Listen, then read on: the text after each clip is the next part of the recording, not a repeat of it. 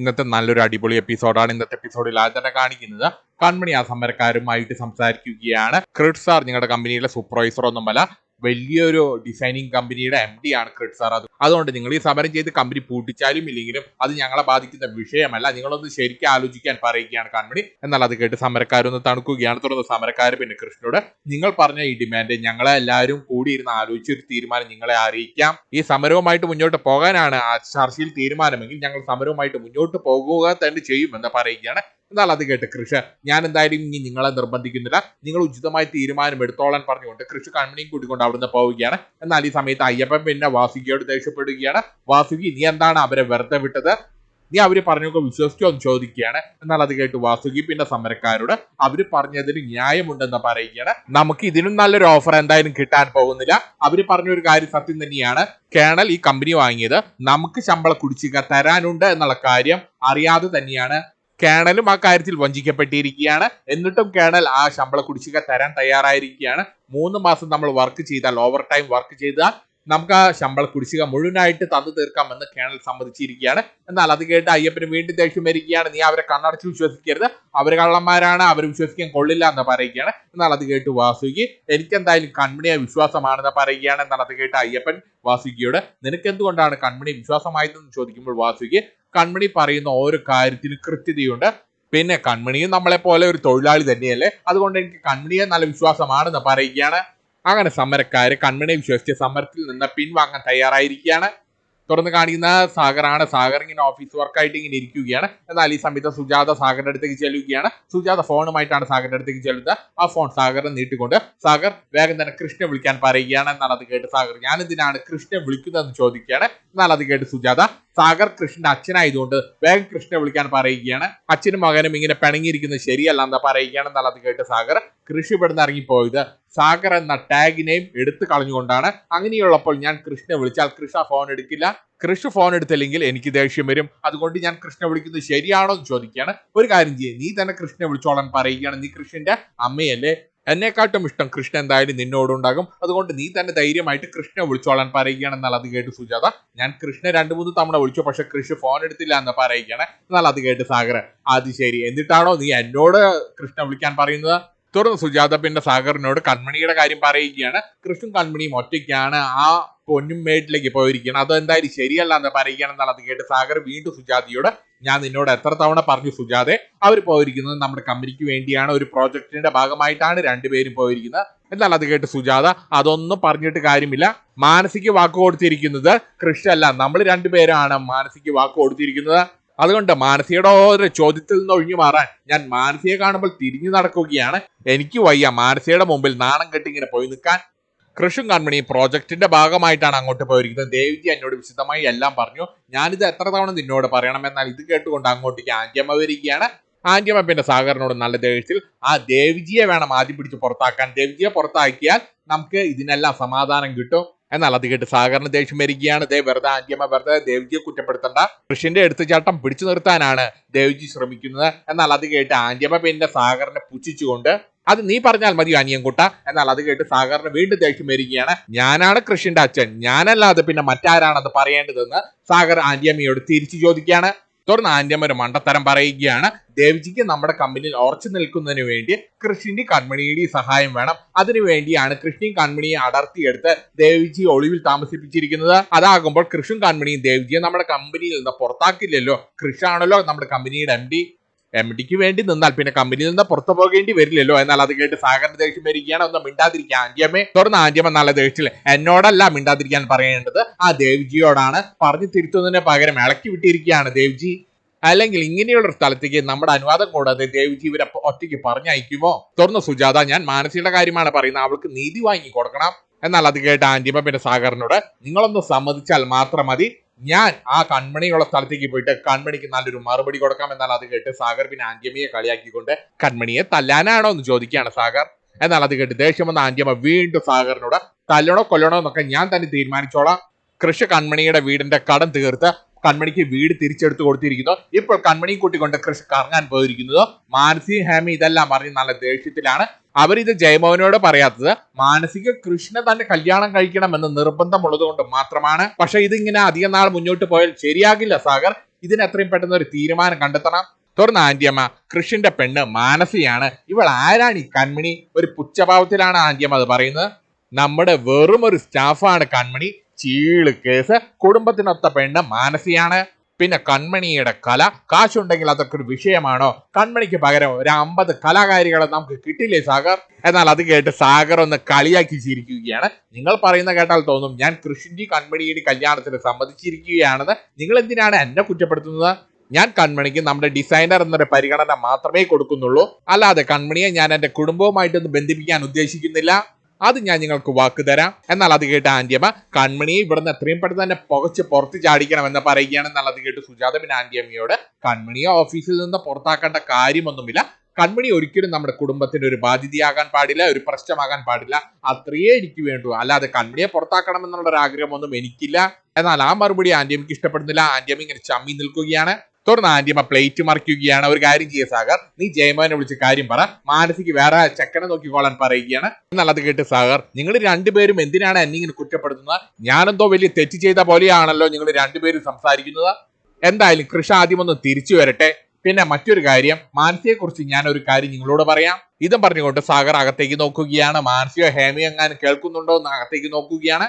വ്യക്തിപരമാണ്, എന്നാലും നിങ്ങളോട് പറയുന്നതേ ഉള്ളൂ. പല കാര്യങ്ങളിലും മാനസ എത്രത്തോളം ബ്രൈറ്റ് ആണ് എന്നുള്ളതിൽ എനിക്ക് നല്ല സംശയമുണ്ട്. എന്നാൽ അത് കേട്ട് ഞെട്ടി നിൽക്കുകയാണ് ആന്റിയമ്മ. തുറന്ന് ആന്റിയമ്മ പിന്നെ സാഗറിനോട് നീ എന്താണ് അങ്ങനെ പറഞ്ഞതെന്ന് ചോദിക്കുകയാണ്. തുറന്ന് സാഗർ, ഞാൻ എൻ്റെ ഒരു സംശയം പറഞ്ഞു, അത്രയേ ഉള്ളൂ. മാനസയുടെ പല കാര്യത്തിലും എനിക്ക് നല്ല സംശയമുണ്ട്. തുറന്ന ആന്റിയമ്മ, നീ എന്ത് പറഞ്ഞാലും മാനസ കൺമണിയെക്കാട്ടും എത്രയോ ബ്രൈറ്റ് ആണ്. കൺമണിയെ എത്രയും പെട്ടെന്ന് തന്നെ കൃഷിന്റെ ജീവിതത്തിൽ നിന്ന് അകറ്റിയേ പറ്റൂ. തുറന്ന് കാണിക്കുന്ന കൃഷും കൺമണിയുമാണ്. രണ്ടുപേരും സമരക്കാരുമായിട്ട് സംസാരിച്ച് പുറത്തേക്ക് വരികയാണ്. തുറന്ന കൃഷിന്റെ ടെൻഷൻ മാറുന്നില്ല. തുറന്ന കൃഷി വീണ്ടും കൺമണിയോട് എങ്ങനെയുണ്ടായിരുന്നു കൺമണി, ഞാൻ അവരോട് സംസാരിച്ച് പ്രശ്നമൊന്നും ആയില്ലല്ലോ എന്നൊക്കെ വീണ്ടും എടുത്ത് ചോദിക്കുകയാണ്. തുറന്ന് കൺമണി, ഇല്ല സാർ എന്തിനാണ് ഇങ്ങനെ ടെൻഷൻ അടിക്കുന്നത്? സാറ് വളരെ നല്ല രീതിയിൽ തന്നെയാണ് കാര്യങ്ങൾ അവതരിപ്പിച്ചത്. തുറന്ന് കൃഷി പിന്നെ കൺമണിയോട് ഇടയ്ക്ക് വെച്ച് ഞാനൊന്ന് പതറിപ്പോയി. ആ സമയത്ത് കൺമണിയാണ് രക്ഷപ്പെടുത്തിയത്. കൺമണിയാണ് ഇടയ്ക്ക് വെച്ച് ഞാൻ പതറിപ്പോയപ്പോൾ നമുക്ക് വേണ്ടി സംസാരിച്ചത്. എന്നാൽ അത് കേട്ട് കൺമണി, നമ്മൾ രണ്ടുപേരും ഒറ്റ ടീമല്ലേ സാർ? നമ്മളിൽ ആര് ജയിച്ചാലും നമുക്ക് തന്നെയല്ലേ വിജയം? എന്നാൽ ആ മറുപടി കേട്ട് കൃഷ്ണന് സന്തോഷമാവുകയാണ്. സാർ ധൈര്യമായിരിക്കെ, എന്തായാലും അവർ ഇതിന് അനുകൂലമായിട്ട് മറുപടി തരുമെന്ന് പറയുകയാണ്. പിന്നെ ഞാനൊരു കാര്യം പറയട്ടെ സാർ, സാറിൽ വന്നൊരു മാറ്റം ഞാൻ പറയട്ടെ സാർ. സാർ ആദ്യമായിട്ട് ക്ഷമ എന്താണെന്ന് പഠിച്ചിരിക്കുകയാണ്. ക്ഷമയോടുകൂടി സാർ മറ്റുള്ളവരോട് സംസാരിക്കുന്നത്, മറ്റുള്ളവർ പറയുന്നത് ക്ഷമയോടുകൂടി കേൾക്കുന്നത് ഞാൻ ആദ്യമായിട്ടാണ് കാണുന്നത്. സാർ ക്ഷമ എന്താണെന്ന് പഠിച്ചിരിക്കുകയാണ്. എന്നാൽ അത് കേട്ട് കൃഷി, അതിന്റെ ഫുൾ ക്രെഡിറ്റ് നിനക്കാണ് കൺമണി. കാരണം കൺമണി എന്റെ തൊട്ടപ്പുറത്ത് നിൽക്കുന്നുണ്ടെന്നോ, എനിക്ക് എന്തെങ്കിലും തെറ്റ് പറ്റിയാൽ കൺമണി അത് തീർത്തുമെന്നുള്ളൊരു ബോധ്യം എനിക്കുണ്ടായിരുന്നു. എനിക്ക് നല്ല വിശ്വാസം ഉണ്ടായിരുന്നു. ഈ വിജയത്തിന്റെ ഫുൾ ക്രെഡിറ്റും നിനക്കാണ്. അല്ല, അതിനൊരു സമ്മാനം തന്നില്ലെങ്കിൽ തീരെ ശരിയാകില്ല അല്ലെ കൺമണി? എന്നാൽ അത് കേൾക്കുമ്പോൾ തന്നെ കൺമണിക്ക് കാര്യം മനസ്സിലായിരിക്കുകയാണ്. കൺമണിയുടെ കണ്ണുകളിൽ ആ ഗൗരവം വരികയാണ്. തുറന്ന് കൃഷി കൺമണിയെ ചേർത്ത് പിടിച്ച് വീണ്ടും കെട്ടിപ്പിടിച്ച് ഒരു ഉമ്മ കൊടുക്കാൻ ശ്രമിക്കുകയാണ്. തുറന്ന് കൺമണി, അയ്യോ സാർ പരസ്യമായിട്ട് വേണ്ട, ഇതെല്ലാരും കാണും, ഓവറാക്കണ്ട, ഞാൻ ദേവ്സാറിന് വാക്ക് കൊടുത്തിട്ടുള്ളതാണ്. എന്നാൽ അത് കേട്ട് കൃഷി, പിന്നെ ദേവ്സാറിന് കൊടുത്ത വാക്ക്, തൽക്കാലം നീ എനിക്കൊരു ഉമ്മ തന്നാൽ മാത്രം മതി. എന്നാൽ ഈ സമയത്ത് കൃഷിന്റെ ഒരു കോൾ വരികയാണ്. തുടർന്ന് കൃഷി കൺമണിയെ പിടിവിട്ട് തന്റെ ഫോൺ എടുക്കുകയാണ്. എന്നാൽ ഈ സമയത്ത് കൺമണി, എങ്കിൽ ഞാൻ പോട്ടെ എന്ന് പറഞ്ഞുകൊണ്ട് കൺമണി വേഗം തന്നെ അവിടുന്ന് എസ്കേപ്പ് ആവുകയാണ്. തുറന്ന് കൃഷി ഫോൺ എടുക്കുകയാണ്. തുറന്ന് മഹിയാണ് വിളിക്കുന്നത്. തുറന്ന് മഹി പിന്നെ കൃഷ്ണനെ കളിയാക്കുകയാണ്. എത്ര നാളായിടാ നിന്റെ സ്വരം കേട്ടിട്ട്, നീ അന്റാർട്ടിക്കയ്ക്ക് പോയിട്ട് പോലും എനിക്ക് സ്വസ്ഥത തന്നിട്ടില്ല, നീ എപ്പോഴും എന്നെ വിളിയോട് വിളിയാണ്. ഇപ്പോൾ കുറച്ച് ദിവസമായിട്ട് നീ എന്നെ വിളിക്കുന്ന പോലും ഇല്ല, സ്മരിക്കുന്ന പോലുമില്ല, നീയും കൺമണി അവിടെ അടിച്ചു പൊളിച്ച് നടക്കുകയാണല്ലേ എന്ന് ചോദിക്കുകയാണ്. എന്നാൽ അത് കേട്ട് കൃഷി, ഒന്ന് പോടാ, ഒരു ആർമാദിക്കിനും ഇല്ല, ഞാൻ ഇവിടെ ജീവിതം പഠിച്ചുകൊണ്ടിരിക്കുകയാണ്. എന്നാൽ അത് കേട്ട് മഹിബിനെ കൃഷ്ണ വീണ്ടും കളിയാക്കുകയാണ്. നീ നിന്റെ ജീവിതമാണോ പഠിക്കുന്നത്, അത് കൺമണിയുടെ ജീവിതമാണോ പഠിക്കുന്നത് എന്നൊക്കെ ചോദിച്ച് കളിയാക്കുകയാണ്. തുടർന്ന് മഹിബിനെ കൃഷ്ണനോട്, എടാ കൺമണിക്ക് പ്രോജക്റ്റ് പൂർത്തിയാക്കാനുള്ളതാണ്, നീ വെറുതെ അവളെ ശല്യപ്പെടുത്തരുത് എന്ന് പറയുമ്പോൾ കൃഷി പിന്നെ മഹിയോട്, അവളുടെ കാര്യം നോക്കാൻ അവൾക്ക് നന്നായിട്ട് അറിയാം, നീ വിചാരിക്കുന്ന പോലെ ഒരാളല്ല കൺമണി. കൺമണി ഒരു സംഭവമാണ്, പല കാര്യത്തിലും നമ്മൾ വിചാരിക്കുന്നതിനെക്കാട്ടും മുകളിലാണ് കൺമണി. എന്നാൽ അത് കേട്ട് മഹി നടക്കട്ടെ എന്ന് പറഞ്ഞ് കൃഷിനെ കളിയാക്കുകയാണ്. തുടർന്ന് കൃഷി പിന്നെ മഹിയോട് ഓഫീസിലെ കാര്യം ചോദിക്കുകയാണ്. എന്നാൽ അത് കേട്ട് മഹി, എടാ മോനെ നീ വേഗം ഒന്ന് ഇങ്ങോട്ട് വാടാ, സാഗർ സാറ് കട്ട കലിപ്പിൽ ഓഫീസിൽ വന്ന് എന്നും ഞങ്ങൾക്കിട്ട് പണി തന്നുകൊണ്ടിരിക്കുകയാണ്, നല്ല വയലന്റ് ആണെന്ന് പറയുകയാണ്. ഇനി എന്നാണാവോ സാഗർ സാർ തിരിച്ച് ജർമ്മനിലേക്ക് പോകുന്നത്. എന്നാൽ അത് കേട്ട് കൃഷി പിന്നെ മഹിയോട് ശമ്പളം തരുന്ന ആളെ തന്നെയാണോടാ കുറ്റം പറയുന്നത്. എന്നാൽ അത് കേട്ട് മഹി അത് ശരി, നിങ്ങൾ അച്ഛനും മോനും ഇപ്പോൾ ഒന്നായോ എന്ന് ചോദിക്കുകയാണ്, നിങ്ങൾ രണ്ടുപേരും തമ്മിലുള്ള പ്രശ്നമൊക്കെ തീർന്നോ എന്ന് ചോദിക്കുകയാണ്. എന്നാൽ അത് കേട്ട് കൃഷി ചട്ടിയും കലമാകുമ്പോൾ ഇതുപോലെ തട്ടിമുട്ടിയൊക്കെ ഇരിക്കും, അല്ലാതെ ഞങ്ങൾ രണ്ടുപേരും തമ്മിൽ വലിയ പ്രശ്നങ്ങളൊന്നും ഇല്ല എന്ന് പറയുകയാണ്. തുടർന്ന് മഹി പിന്നെ കൃഷ്ണയോട് മാനസയുടെ കാര്യം ചോദിക്കുകയാണ്. നീ മാനസയുടെ കാര്യത്തിൽ എന്ത് തീരുമാനം എടുത്തു എന്ന് ചോദിക്കുകയാണ്. മാനസ നിന്നെ അന്വേഷിച്ചിങ്ങനെ നടക്കുന്നുണ്ട്, നീയും കൺമണി എവിടെയാണ് പോയിരിക്കുന്നതെന്ന് അന്വേഷിച്ച് നടക്കുന്നുണ്ട്. നീയും കൺമണി ഇങ്ങോട്ടാണ് വന്നിരിക്കുന്നതെന്ന് അറിഞ്ഞു കഴിഞ്ഞാൽ മാനസി പെട്ടിയും ബാഗും എടുത്ത് നിന്റെ അടുത്തേക്ക് വരുമെന്ന് പറയുകയാണ് മഹി. എന്നാൽ അത് കേട്ട് കൃഷി മാനസ വരുന്നെങ്കിൽ വന്നോട്ടെ, കേണലിന്റെ കോട്ടയിലേക്ക് മാനസിക്ക് സ്വാഗതം. തുടർന്ന് മഹി വീണ്ടും കൃഷിയോട് നീ കൺമണിയുടെ കാര്യത്തിൽ എന്ത് തീരുമാനമാണ് എടുത്തതെന്ന് ചോദിക്കുകയാണ്. എന്നാൽ അത് കേട്ട് കൃഷി പിന്നെ മഹിയോട് അത് ഇതുവരെയായിട്ട് നിനക്ക് മനസ്സിലായില്ല എന്ന് ചോദിക്കുകയാണ്. ഇനി എന്റെ ജീവനും ജീവിതവും കൺമണിയാണ്, മാനസിക്ക് ഇനി എന്റെ ജീവിതത്തിൽ സ്ഥാനമില്ല. ഇതും പറഞ്ഞുകൊണ്ട് ഫോൺ വെക്കുകയാണ്. തുറന്ന് കാണിക്കുന്ന ഭാഗ്യശ്രീയും സുമിത്രയും വഴക്കാണ്. സുമിത്ര ഭാഗ്യശ്രീയോട് ദേഷ്യപ്പെടുകയാണ്. നീ ഞങ്ങളെ ചതിച്ചിരിക്കുകയാണ്, നീ എല്ലാ സത്യങ്ങളും ബലരാമനോട് നീയാണ് പറഞ്ഞല്ലേ എന്ന് ചോദിച്ചുകൊണ്ട് സുമിത്ര ഭാഗ്യശ്രീയോട് ദേഷ്യപ്പെടുകയാണ്. എന്നാൽ അത് കേട്ട് ഭാഗ്യശ്രീ അതെ ചേട്ടനോട് എല്ലാ സത്യങ്ങളും പറഞ്ഞു ഞാൻ തന്നെയാണ്, നമ്മുടെ അച്ഛന് ഒരു കുഴപ്പവുമില്ല, ഇതൊക്കെ വെറും അഭിനയമാണെന്ന് അറിയിച്ചത് ഞാനാണ്. എന്നാൽ അത് കേട്ട് സുമിത്രയ്ക്ക് ദേഷ്യം വരികയാണ്. തുടർന്ന് ഭാഗ്യശ്രീവിന്റെ അമ്മയോടും അച്ഛനോടും ദേഷ്യപ്പെടുകയാണ്. നിങ്ങൾ രണ്ടുപേരും നിങ്ങൾ തന്നെയാണ് ചതിച്ചുകൊണ്ടിരിക്കുന്നത്, നിങ്ങൾ ഇങ്ങനെ എന്നെ തല്ലിക്കൊന്നാലും ശരി ഞാൻ എന്റെ ചേട്ടനോടുള്ള സത്യങ്ങളെല്ലാം അറിയിക്കും. പണ്ടത്തെ ചേട്ടനല്ല ഇപ്പോഴത്തെ ചേട്ടൻ, പണ്ടത്തെ ചേട്ടൻ കറുപ്പും വെള്ളയും പോലെ തിരിച്ചറിയാൻ പറ്റാത്ത നിങ്ങളുടെ അടിമകളായിരുന്നു, ഇപ്പോഴെന്റെ ചേട്ടന്റെ സത്യങ്ങളെല്ലാം മനസ്സിലായി തുടങ്ങിയിരിക്കുകയാണ്. അതുകൊണ്ട് ഞാൻ എന്റെ ചേട്ടനോട് വേഗം തന്നെ സത്യങ്ങൾ അറിയിക്കും, ചേട്ടന്റെ യഥാർത്ഥ അച്ഛനും അമ്മി സാഗർ സുജാതിയുമാണെന്നുള്ള സത്യം അറിയിക്കുമെന്ന് പറയുകയാണ്. എന്നാൽ അത് കേട്ട് സുമിത്രയ്ക്കും ബാലുവിനും എല്ലാം നല്ല ദേഷ്യം വരികയാണ്. മാക്സിമം പോയാൽ നീ ബലരാമനെ ആ സത്യങ്ങൾ അറിയിക്കും, അതല്ലെങ്കിൽ ബലരാമനെ കൊണ്ട് സാഗറിനെ കൊല്ലിക്കാൻ നോക്കുന്ന കാര്യവും നീ ബലരാമനെ അറിയിക്കും. അതുകൊണ്ടൊന്നും ഒരു കാര്യമില്ല മോളെ, സാഗറിനെ കൊല്ലുക എന്നത് ഞങ്ങളുടെ ശപഥമാണ്, അത് ഞങ്ങൾ നിറവേറ്റിയിരിക്കും. ബലരാമനെ കൊണ്ട് സാഗറിനെ കൊല്ലിക്കും എന്നതും ഞങ്ങളുടെ ശപഥം തന്നെയാണ്. പൊതുജനത്തിന് മുമ്പിൽ സാഗറിന്റെ കൊലയാളി എന്തായാലും ബലരാമൻ തന്നെയായിരിക്കും എന്ന് പറയുകയാണ്. എന്നാൽ അത് കേട്ട് ഭാഗ്യശ്രീ സുമിത്രയോട് അത് ശരി നിങ്ങളുടെ പ്ലാൻ അതായിരുന്നല്ലേ എന്ന് ചോദിക്കുകയാണ്. സാഗറിനെ മറ്റേതെങ്കിലും വിധത്തിൽ കൊല്ലുക, എന്നിട്ട് ആ കുറ്റം ബലരാമന്റെ തലയിൽ കൊണ്ടിടുക. കൊള്ളാം, നിങ്ങളുടെ ഒരു പ്ലാനും നടക്കാൻ പോകുന്നില്ല എന്ന് പറയുകയാണ് ഭാഗ്യശ്രീ. എന്നാൽ അത് കേട്ട് ബാലു അയ്യോ മോളെ നീ അങ്ങനെയൊന്നും പറയല്ലേ, നമുക്ക് സമാധാനമായിട്ട് ഇരുന്ന് സംസാരിക്കാം എന്ന് പറഞ്ഞുകൊണ്ട് ബാലു പ്ലേറ്റ് മറിക്കുകയാണ്.